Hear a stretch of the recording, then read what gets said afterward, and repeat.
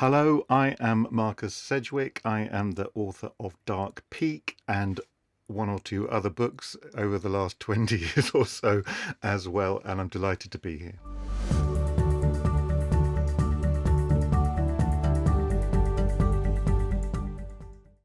This is a strange one to answer because very often when you write a book, you're very clear about where the idea came from. And because the commission for this book came about quite short notice, it was like throwing myself in at the deep end of thinking, can I come up with something really quickly? And I wanted to do it because I really like writing books of this kind of length. You don't usually get the opportunity to write something that's quite rich, but this short.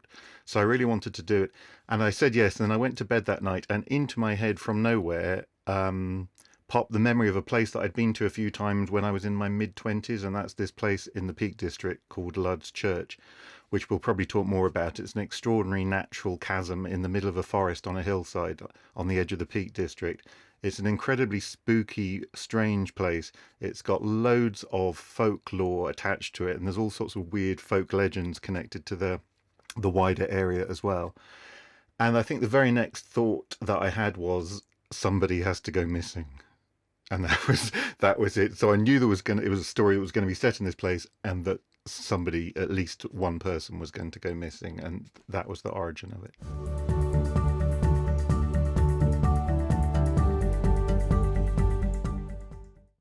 So I was like 8 years old when this story took place. The 70s was a very strange and intense time, and I think I kind of knew that the 70s was full of lots of weird television programs, and I used to collect this strange magazine every week called The Unexplained that was full of stories about things like Loch Ness or ghosts or other weird supernatural phenomena.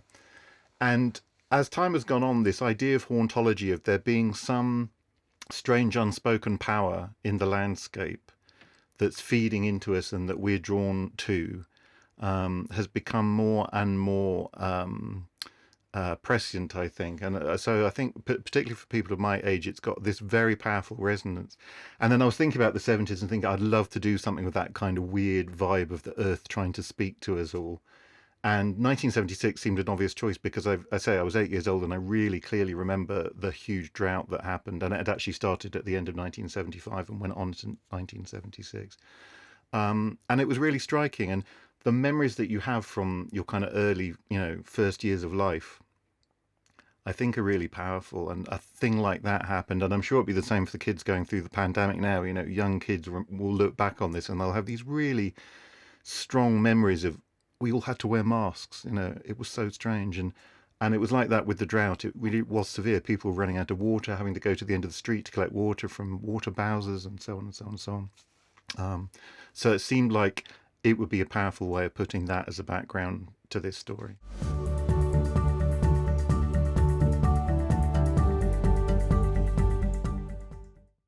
Whenever you write a story now, you're thinking, is it going to be contemporary? Is it going to be historical? If it's contemporary, what about phones? Because phones are unavoidable, but they really are very boring.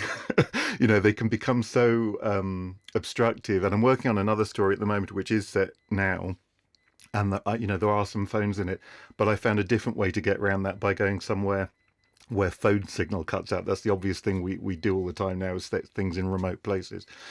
And I thought, yes, it would be fun to go back to those days of not being able to be constantly on top of each other.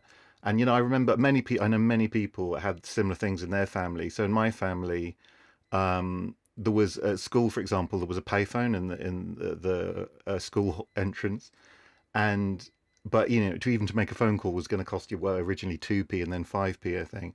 And so we just had this thing where you dialed the number home and you let it ring twice, and two rings, and then you hung up, and two rings meant one thing and three rings meant another thing. So like, come and get me, school's done or whatever. And that was as far as like sophisticated as communication got. And I really thought it'd be fun for modern kids to look at what that means. To you get lost, it's not the same as just saying, oh look, where's Find My Friend, or.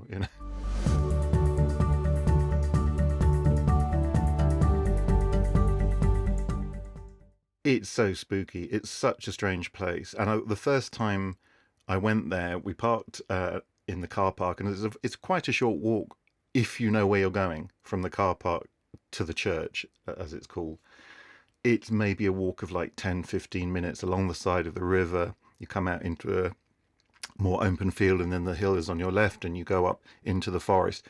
And there are paths, and there are those little wooden signs, that the English Heritage or whoever has put there saying Lud's Church 1 kilometre. And you walk around and you cannot find it. And you walk up and down and you cannot find it. And you go right past the entrance and you still can't find it, pretty much. Because the hillside is covered in forest. It's like scrub oak and there's fern everywhere. And the entrance is quite narrow, and you really do have to know where you're going. And then, it's not like a thing you can see from the distance.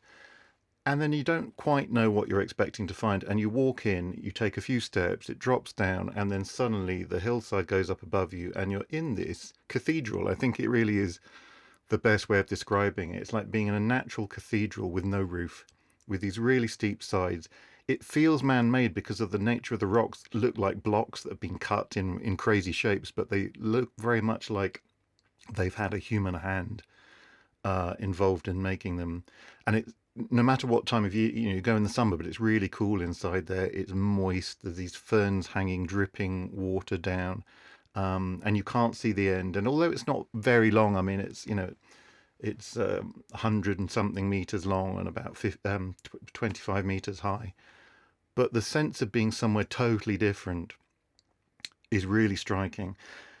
And place, and lots of writers will tell you this, and I'm absolutely one of them, place is one of the most important things for me when I'm writing a book. And it's so important that for years I didn't even know how important it was, because it was the very first thing that came to me when I was writing a book. But I was already kind of leaping ahead and thinking about what plot and character.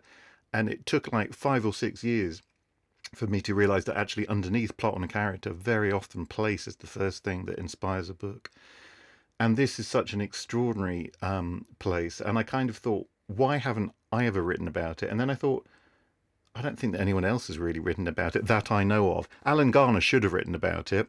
As far as I know, he hasn't, because this is kind of his part of the world. This is his territory. And yet it seemed just to be the perfect place to set a little kind of spooky tale like this, with someone going missing and you don't ever quite know what's going on.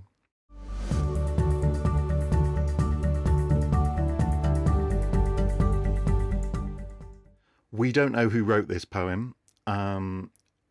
It's been dated to the late 14th century. It's been thought that it was written by, we presume, a guy. I mean, we say these things in a very sexist way now. It could have been a woman. We don't know, but everyone assumes that given the period we're talking about, it would have been a man who wrote it because of literacy at the time. And there was only one ever surviving manuscript. It's called the Cotton Nero manuscript. And there are 3 other poems in that manuscript called Pearl, Purity and Patience. And this is all we know about. This is all we have from this poet. And it's a really strange poem about Sir Gawain, who's one of the Arthurian knights. He's one of King Arthur's knights. It's a story about this strange challenge with a weird he's not a ghost, but he's there's something spectral about him. This man called the Green Knight, who bursts into King Arthur's court on New Year's Day and sets a challenge to any of the knights who'll take up this challenge, which is what's called the beheading game. I won't say too much more about that now. Anyway, I think back in the 60s or 70s, someone made a very convincing argument that Lud's Church, this place in the Peak District, is where the denouement, the ending of the poem Sir Gawain and the Green Knight, actually takes place. And it's a very convincing argument. You can actually follow in the poem as Gawain sets out from King Arthur's court, makes his way across the countryside. There's mentions of various geographical features, and then the description of approaching the cave is very much like it is for real. If you go there, you can almost see it in the poem, in the description of the landscape 600 years later. And I thought that was wonderful that, you've got this poem that people think is kind of, just Arthurian legend, and then you can actually place it into the landscape and say, but this is where it happened, quote unquote. Because this thing about the Green Knight, I've always found fascinating. This figure who arrives in King Arthur's court on New Year's Day, he rides in on a horse, bursts in through the doors. He's dressed in green. His horse is draped in green. His horse is green. It's never actually explicitly said, but it's assumed that he is green too. His skin is green, and he's huge, and he's carrying this massive axe, and he challenges any of the knights to this beheading game, this challenge.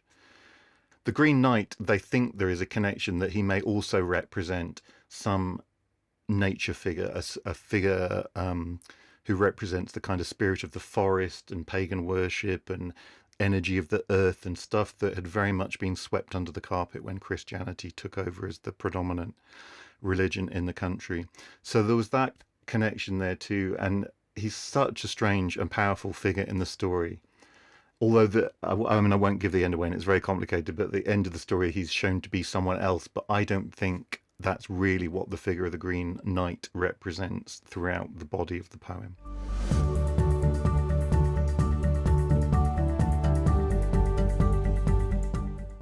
I haven't explicitly put it in the text as, this is about climate change, but it was in the back of my mind because it's so I'm almost finding it impossible to think of anything else to write about apart from the world at the moment, the state of the planet and what we've done to it.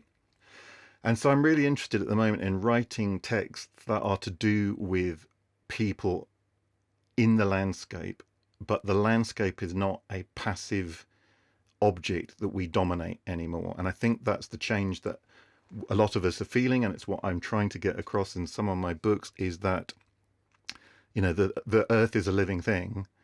We're living things on it, but I'll tell you which one is going to win if we keep this fight up, and it won't be us.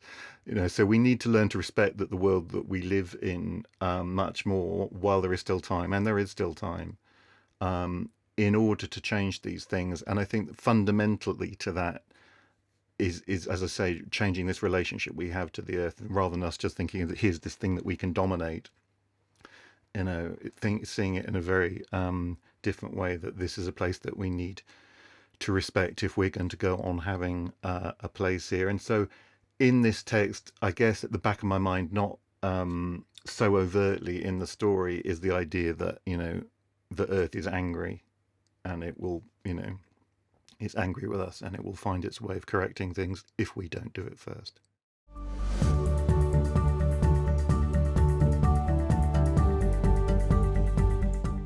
I think there are some things that it's absolutely fine for a writer to talk about, and then there are other things I've really come over the years to the conclusion that there are other things that the writer should not talk about. And Porter is one of those things. I really want to just let him speak for himself in the book. The one thing that I do make out fairly plain in the book, he's an outsider, and I don't want to talk about too much about why that is. I'd like to leave that to people's imaginations for them to work out for themselves, because I think, as I say, I think it's a mistake for me to do that for people.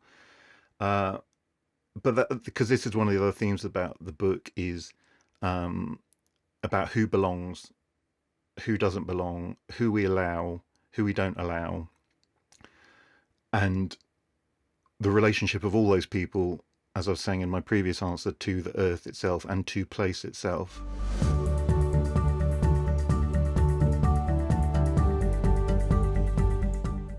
I have these strange beliefs about character names, and I can't explain too much because I don't want to seem too weird, but they all are there for a reason. They all have a purpose. Very often, I mean, just in general, in terms of my books, I think really long and hard about names. I think, most writers are like that. They have to sound right. Just literally the sound of the words. They have to fit the period. They have to fit the tone. I have to like them. And then sometimes I play other games too. So there may be names which have specific meanings, because I think all, as we know, names have meanings. And one of the things I have mentioned in the book is this thing about language. And obviously it's a stupid thing to say, I'm a writer, I'm obsessed about language, but I really do obsess about words. I think words are these little vehicles that have carried stories through time, and you look at the way words change their meanings, but very often they contain the seeds of what they used to mean inside them. And that's very much the case when you look at the poem Sir Gawain and the Green Knight that's referenced in the book, because the English it was written in is this form of English called Middle English, which was the same, this guy, whoever it was who wrote it, we assume it's a man, as I said earlier, in that usual sexist way. He was writing at the same time as Geoffrey Chaucer, but even they were writing in different dialects because Chaucer was down in London, and the Gawain poet, as he's called, was writing in a northern dialect of Middle English. And English at that time, it was one of the things I find fascinating about the English language anyway. It's such a rich language because it's a mixture of so many other languages. So you have the Anglo-Saxon in there, you have Norse that came in with the Vikings, you have French, you have Latin and Greek, and a smattering of other things too now as well. And so I always am looking very carefully at the words I choose in a book, and the English that the Gawain poet wrote in is this mixture in which Anglo-Saxon and Norse and French are all there, but they haven't quite blended into each other. And now, most people just reading an English text wouldn't spot which word had come, but the poet very clearly works with like more French words in one section, more Norse words in another section. And I think it's absolutely fascinating the way that words and names have meanings. And when I'm naming my characters, I'm also often, not always, but often trying to include that. And that was certainly the case in Dark Peak. All the names mean something.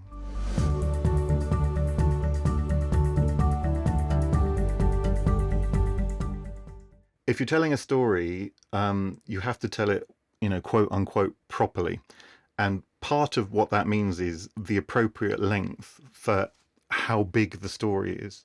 And so being told you've got 20,000 words, I'm immediately ruling out lots of ways this story could work, and I'm immediately ruling in lots of things that could work. And one of those things, if you're working in a short text, is thinking you can really make this very fast to read because it's technically short to read, but you can't hang around. You've got to get in there, but equally you can't just go lightning pace. You have to establish setting and character and plot and all these things. But one of those things was thinking, yeah, if I have a short text, there can be a lot of suspense built into it, and you can work very, very directly with that. So a lot of that came out of literally thinking it will be around 20,000 words long. And then in terms of those techniques of, when you end a chapter, I was trying to keep the chapters all to a roughly the same kind of length. And it was actually quite a challenge because I think that I tried to put quite a lot into this book despite the short length. There's lots of levels of things going on, I hope. But what I tend to do is just write until I've written the sentence that I think that is the end of this chapter. And I know when I've written a sentence that thinks, yes, I would like that to be the end of this chapter. And if I was reading it, I would like to turn the page and read the next chapter. So that's quite a simple little device about just thinking, what you're setting up in one chapter. You're hinting at things that are going to come. And if you look at the text closely, I think hopefully you see those things where I'm saying, there are little signals that you're giving to the reader. This is going to happen. I'm going to tell you about this. I'm dropping a hint about that, whatever it might be. And so you work with those things. And I say one of the simplest things is to think how each chapter stands as a little mini story in its own right and has its own conclusion. And that conclusion won't be, here's the end, because it's, one chapter leading up to the end of the book, but it has some little kind of moment of closure, or perhaps a moment of opening forwards towards the next chapter at its conclusion.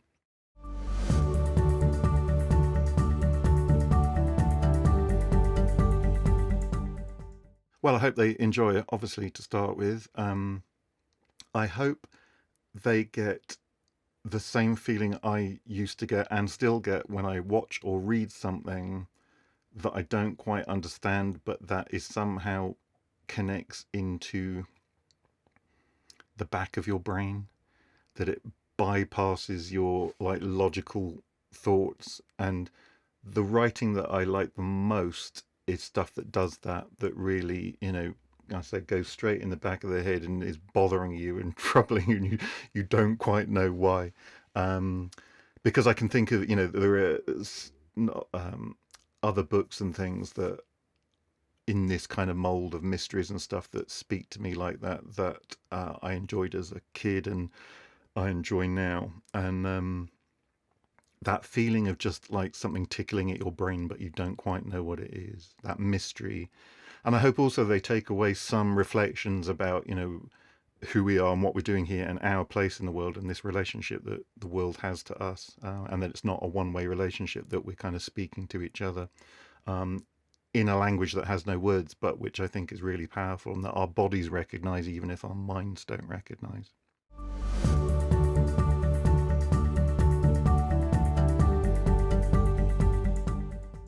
Well, it's a huge subject, obviously, but I think very briefly, I think when you're starting out writing, I think it's really important not to worry too much about whether what you're doing is any good or not. I think you just need to try and enjoy it and be gripped by it.